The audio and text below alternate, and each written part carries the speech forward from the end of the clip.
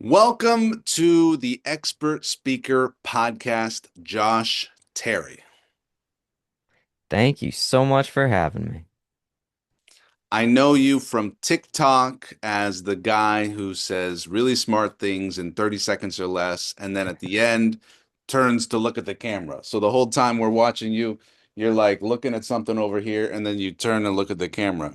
And I guess, we see so many faces and so many things on TikTok that that's the thing I remember. And I Yeah. subscribed and I kept watching, and your videos kept getting better with cooler animations. So thank you for giving me all the good ideas. Oh, it's my pleasure. My pleasure.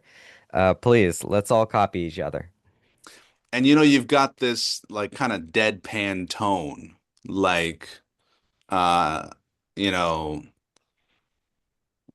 I don't want to say serial killer, I don't want to say psychopath, but I did just say both of those things. Just this like da da da da da da da da, da, and then you turn and you're like, now go do it. Yes, you did just say those things. I once did a collection of my favorite comments that I'd found on TikTok, and I'd say to this day, my favorite comment from that era was, "This man has the personality of a floppy disk, therefore I trust him." Very good. So yes, I definitely did the dry stuff. Yeah, and here I see you smiling and laughing, which I don't know that I ever have seen in any of your videos. Yeah, sometimes I wonder if I should be breaking the fourth wall with that, but I do actually have a good time, and I am actually kind, and I like to laugh a lot. What we make in one place that works is just that. So I mean, I was a musician for most of my life. And that's a story that you see over and over again with musicians is famously somebody will have a hit record and then they have to play that record for the next 10, 20 years. Is it their entire expression of artwork? No, but it is what pays the bills, and it's an in, right? And so I developed a particular aesthetic that was an in. It's not everything I do, but it's eye-catching. Well, I appreciate that. I appreciate that. It is something unique and different. Um, yeah, I guess I probably follow a few hundred people, and it definitely caught my eye, and I'm pretty sure I watch every one of your videos, so that's awesome. How did you get started posting videos? And for our listeners who have been saying to themselves that they should start, but maybe they need to lose 20 pounds first, or maybe they need to get a cooler camera or a better light first. Tell me how you got started and what advice you would give for anybody who's wanting to get started.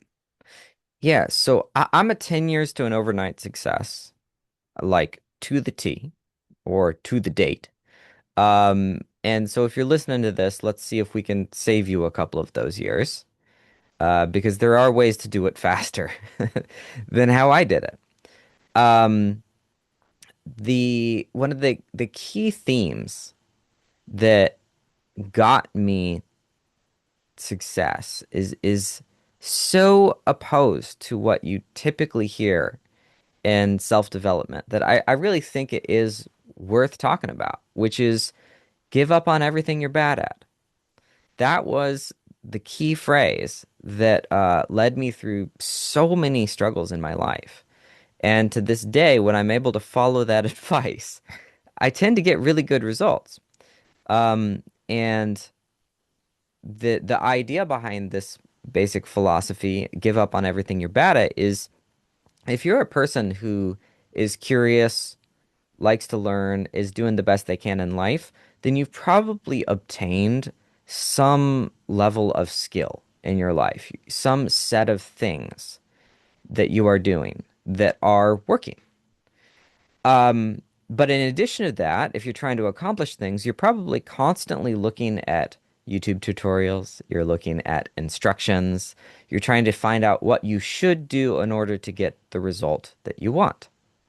And so there is a core set of things that you've learned that you're pretty good at, and then a set of things that you think you should do in order to succeed that you're struggling with.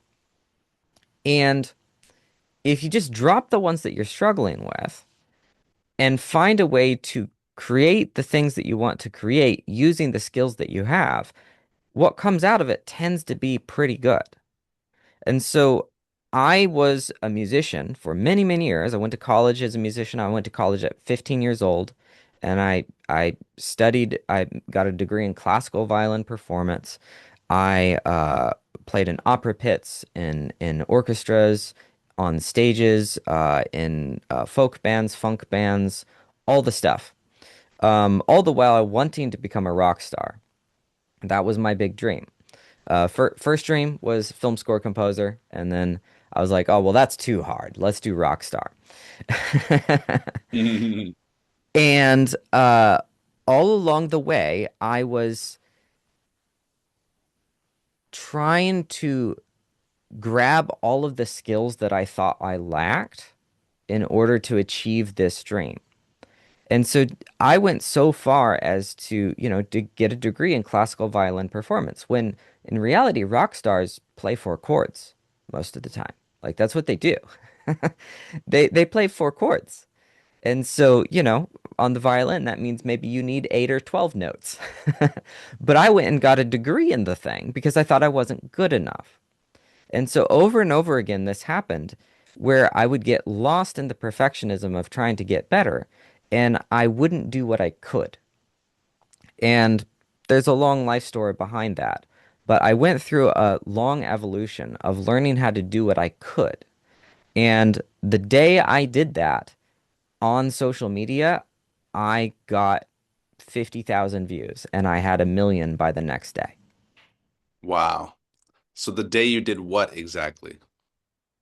The day I let go of the things that I was struggling with. And so at that point, I had been thinking, I'd really like to do some talking head content, some thought content, some share Yeah. some of my ideas. A lot of times I'd been making music videos and cover song videos, various things, and all of it was bad, and nobody watched it because it was bad. Not because I was a bad musician, but because I wasn't observing this principle of creativity, and I was trying to perfect things that I shouldn't have even put in the video in the first place. So the day that I was trying to make content about something that I just wanted to say, it was just an idea, a thing that I cared about, that I wanted to share with the world. I thought, man, okay, I've observed this principle of letting go of the stuff that I was bad at in a bunch of places in my life. And I'd kind of gotten my life together. By the way, that month, actually, I'd taken a walk and for the first time in my life thought, huh, I don't need to be famous anymore. Mm. I actually don't need to. And Hmm. so that same month, on the day that I went viral, I thought, well, I want to do this talking head stuff, but I'm miserable every single time I film. And I don't really want to be miserable anymore. This sucks. I don't like it. And so Hmm. what's making me miserable? And one, it was every time I looked at the camera, I stuttered. Mm. Not because I had a stutter, but because I was camera shy. Mm. And I just had this extreme level of terror looking at the camera. It wasn't something that I could, drill and rep myself out of. This is something that I tried to fix for many, many years. And I just struggled with it. And I was a person who was really good at getting good at stuff. This was just a thing that I wasn't overcoming. Mm. And I'd been bashing my head against it. And the other was, well, man, I keep trying to memorize scripts and I always forget them. And I don't want to do it off the cuff because I get camera shy and I stutter, but I don't want to memorize it because I always forget it. And again, this wasn't like something that I could rep my way out of. I'd almost failed out of college because I could learn to play the concertos quite well, but I couldn't memorize them with deep precision. I had this issue with precision recall. And you could tell me to uh play piece of sad music, and I could improvise something on the spot for a half hour to an hour, a piece of Hmm. music right there that was exactly the emotion that you wanted me to create. But this particular talent of precisely recall something, I struggled with. Yeah. And so I went, well, I don't need to do this anymore. I've changed paths in my life so that my life is working, even though I'm not a famous rock star. Um, I still want to make things and put them on the internet because for some ungodly reason, that's a desire that I have. You know, you can't get the artist out of the artist. Um, and I said, well, what would happen if I didn't look at the camera and I didn't memorize a script? Uh-huh. And so I wrote down the thing that I wanted to say, turned to the side, and read it off like a zombie and recorded me reading it. Yeah. And then I posted it, and it went viral immediately. And to be clear, there were two other things that went viral in my life before this point. One was a year or so before, where I recorded a duet of me playing Sweet Home Alabama on the violin with Cara Delevingne, the model, as she was playing it behind her back. So I found a video of her playing Sweet Home Alabama behind her back, and it was ridiculous. And it's the easiest song ever. And so I just, tossed that out there and that went viral. And the other one was of me, if anybody knows Diplo, he's the genius behind a lot of Justin Bieber's biggest album, and he's created all sorts of hits himself. I photoshopped a photo of him. He was jumping on stage. There was these four photos of him jumping on stage, and I photoshopped the stage out and it just had him jumping in fields of flowers. And he retweeted this. And I was in college when this happened, and it went very viral. And I thought, man, like I've just been struggling, suffering all the way through college, trying to make all this amazing stuff. And I just ma made more people smile with this random Photoshop thing that I did Yeah. than all of my hard work. And so I was getting the hints here and there in my life of, don't make this quite so hard. But it's a lesson that I needs to be quite battered into me because I want to do it right. I want to do a good job. I want to make good things. And I found that a lot of other people who want to create want to do the same. And the message that just isn't really out there from what I can see is to go, hey, look, if you're a person who wants to do great things and you're a person who wants to create and you're actively trying to do this, then you've probably already developed some skills. And so if we just said no to all the stuff that was stopping you and just took it out of the equation, what would you come up with? Cool. I like that. So say no to the things that you're not good at. And you solved a couple of problems. You solved a camera shyness problem and a inability to memorize or recall specifics. And you said, okay, well, I'm just going to film myself not even looking at the camera, and I'm just going to read what I wrote. And that's a great solution. And it flies in the face of a lot of advice like eye contact and memory and even tonality. You kind of proved that that's not necessary, but I think what's actually unique about your tonality is kind of what caught my eye. It's like nobody else is talking like that. Yeah, So it was flat, unique. nothing voice. What's going on Yeah. there? And Yeah. it was so neat because what I did went viral and it continued to go viral for, I don't know, 2 years in the exact same style. With no changes for at least 2 years. And before I had done that, if you'd shown one of my videos to any form of marketing teacher or anybody who's trying to explain persuasion or content or video creation, they would have just torn it to bits and said, "This is the dumbest thing ever. Please don't post it. You need to learn these skills, so on and so forth." And I kid you not, 2 to 3 months after I posted those videos, I started seeing videos of marketing instructors playing my video and talking about how brilliant it was. Hmm.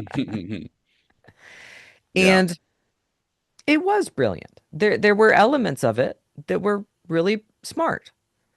But and I'm a fairly smart guy, but I didn't get there from trying to do the intelligent thing. I got there from looking for what I could do. I got there from actually accepting that I didn't know how to do much and asking the question, well, if I can't do much, what could I do?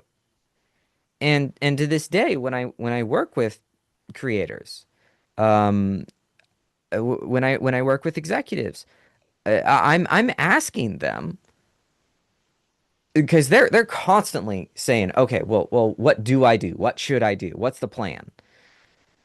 I'm constantly asking them, well, what are you capable of? Like, let's set aside the moonshot goal that makes you think 10x. And yes, I can help you break your mind into all sorts of bits going into, larger directions. But but let's take a second to go, let's assume that you're kind of a little bit inept, because that's your fear anyways. If you were a little bit inept, what's left? Is there any gold here? And the answer is almost always yes.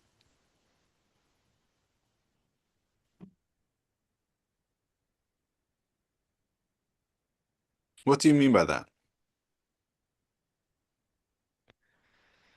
Well,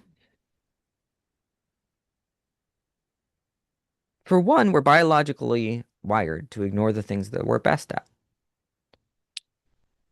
You think so? Yeah, because humans are habit forming creatures.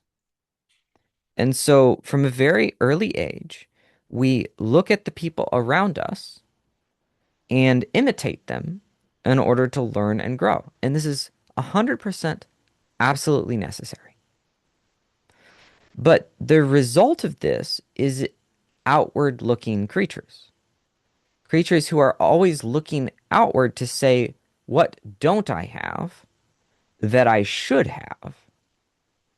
What's missing that I should fill in so that I can become a more complete person? But also, humans develop their skill sets and coping mechanisms very, very early. If you're the funny guy, you became the funny guy at 4. If you're the thoughtful guy, you became the thoughtful guy at 4.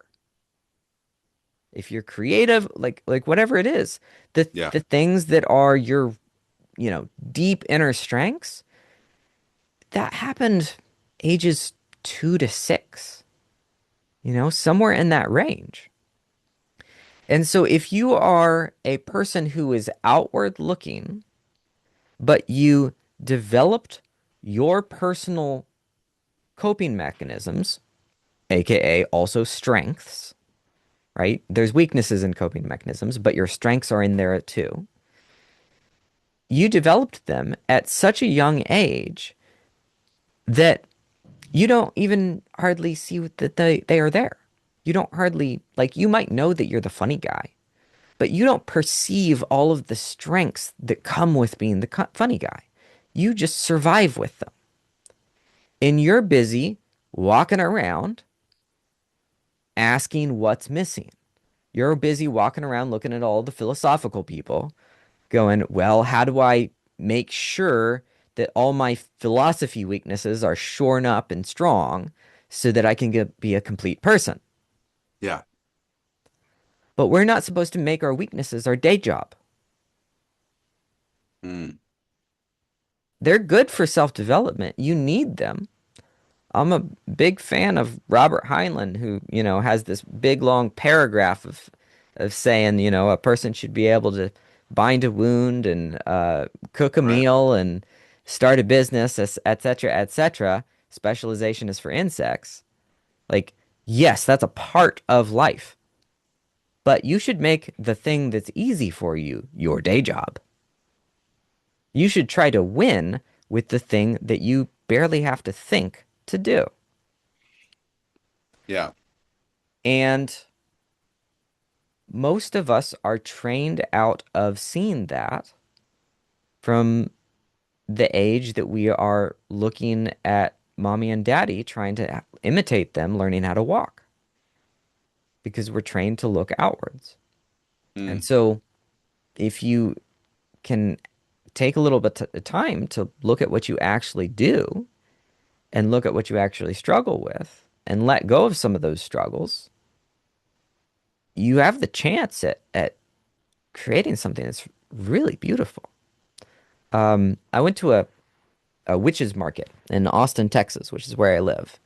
They have this little cute market that happens where they sell all sorts of witchy stuff, herbs and spices and paintings and just anything that's going to have a cute goth vibe. You can find it there. It's a delightful market. And I went and walked around that place with a friend of mine one time, and I came across this young 15-year-old girl. She was just old enough to have her own shop. Mom's in the background watching over her, kind of a thing, and she was selling her wares.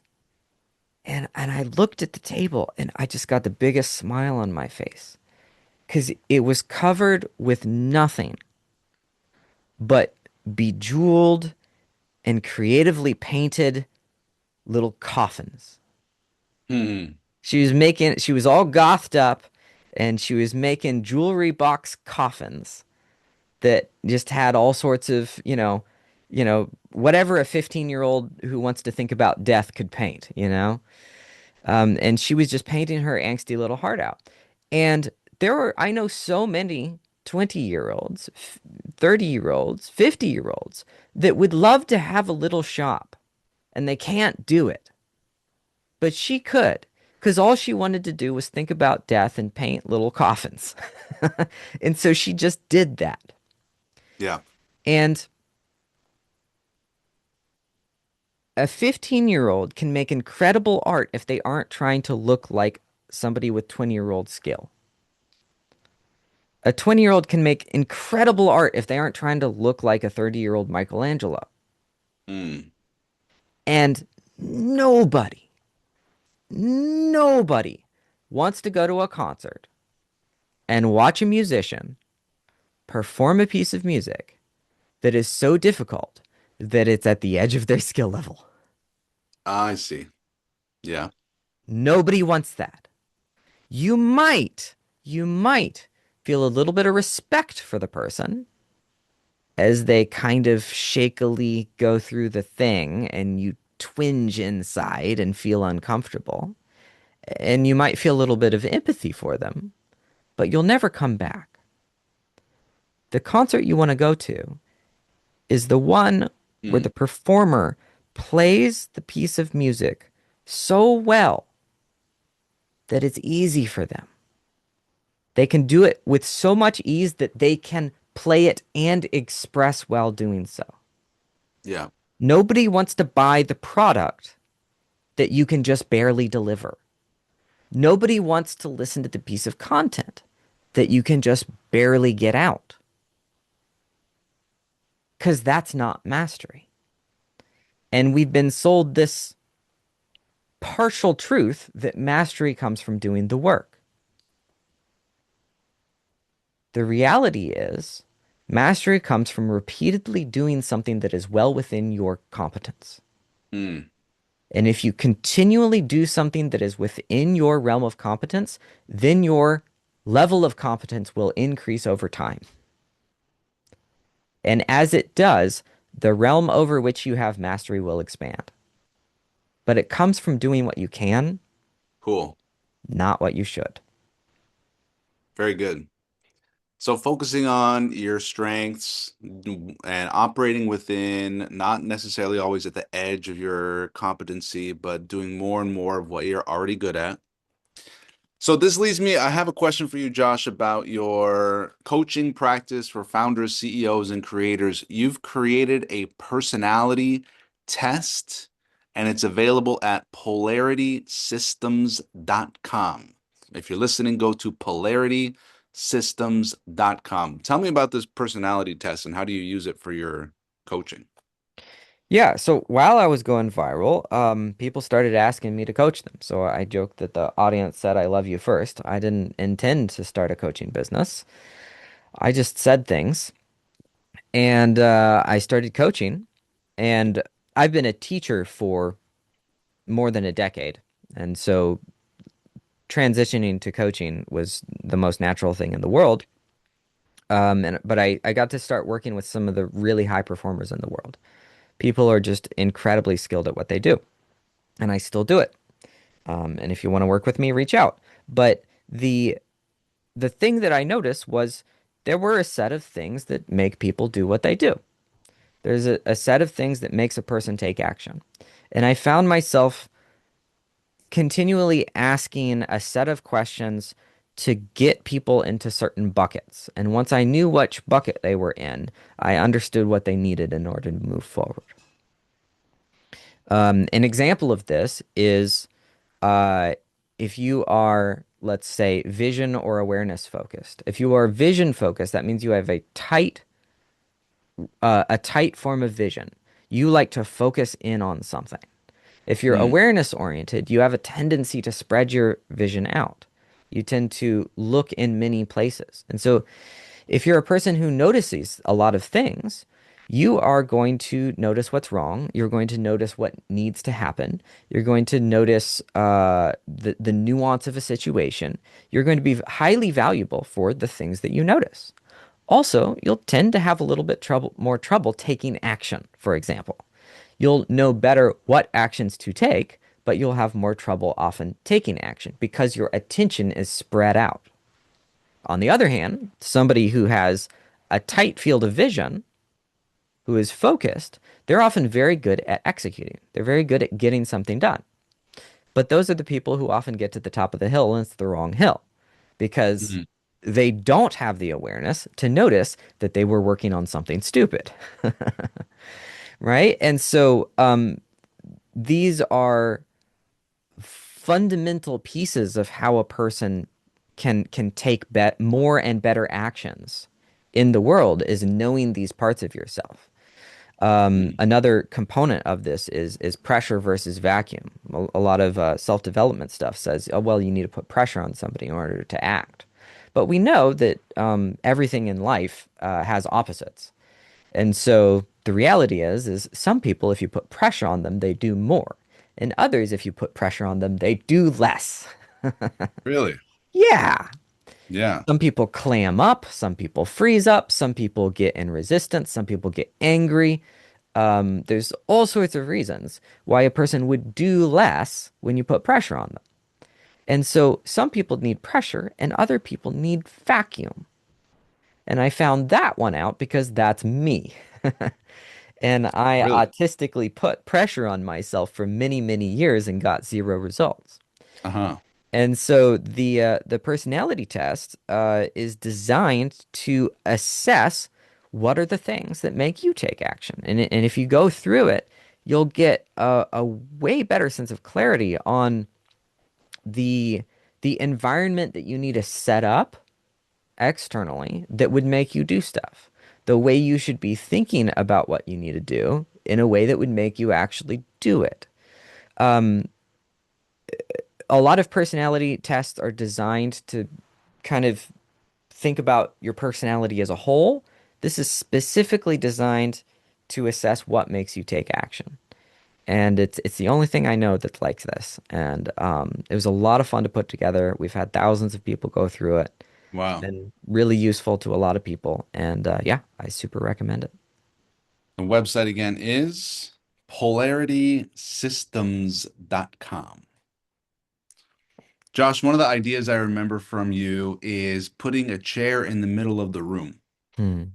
And I think it's so memorable because I either saw your chair on video or I saw it in my mind. And if I remember, the idea is work until you feel like you can't work anymore, or once you feel distracted. But once you feel distracted, don't go do a distracted thing. Go sit in this chair until you feel like working again. Did I get it right? Yeah, yeah, you got it right. It's especially in the modern era that we're in today with so much stimuli. The problem is usually not the work or the rest. It's usually that we have nothing in between those two things. It's it's often not that uh, you know, you can't get yourself to do the work. It's the fact that you're on your phone and you can't get yourself to transition directly from your phone to the work. And so if you can just get yourself to sit your phone down and sit in a chair and wait, eventually you'll probably do the work. Mm-hmm. Or if you're doing work and you get to a point where you can't stand it anymore, well, congratulations. That's what breaks are for. It doesn't mean you need to go play video games for 3 hours. It just means you need to sit in your freaking chair. Yeah. There's a really great thing that I like to frame this as what I call infinite and finite time sinks. There are things that you can do for an infinite period of time. For example, eat ramen and play video games. There's Mm-hmm. there's really just no limit to how long you can do that for.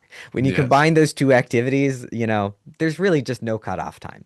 Yeah. But repotting a cactus that's sitting on your windowsill has a cutoff time. Mm-hmm. If you've got a cactus and it needs repotted, eventually it's just going to be repotted. Yeah. And so sitting in your chair to take a break, there's a point where you're done taking a break in that Yeah. form. You're bored, you're ready to move on. Making a cup of tea, there's a point where you're done with your cup of tea. Yeah. And what I get a lot of people to do, because I coach a lot of people on optimizing their workflows, is when they're struggling with, not doing enough work, getting distracted from the work, I say, okay, well, let's find out how many infinite time sinks you're doing and how many finite ones. And Mm. can we remove all of the infinite time sinks and only allow yourself finite time sinks? So you're not allowed to watch TV, you're not allowed to scroll on your phone, you're not allowed to eat donuts. But you're allowed to go stretch, you're allowed to go for a walk, you're allowed to drink a cup of tea. Yeah. And Is the word you're saying is infinite time sinks? yes, Okay. yes. Like an infinite time sink. You can just keep sinking your time into this for as long as you want. Okay. Versus a finite time sink. You Uh-huh. can I got it. fill up, there's no more. And Yeah. yes, you can lay on the floor and stretch for a while, but eventually you're stretched and you're Yeah. ready to go. Yeah. And at that point, you can ask yourself the question, hey, would you like to get back to work? And so the simplest version of this is have two chairs and have a work chair and a rest chair and sit in the work chair and do the work until you feel like you can't anymore. And then sit in the resting chair and just wait and take a bit and say, okay, are you ready to get back?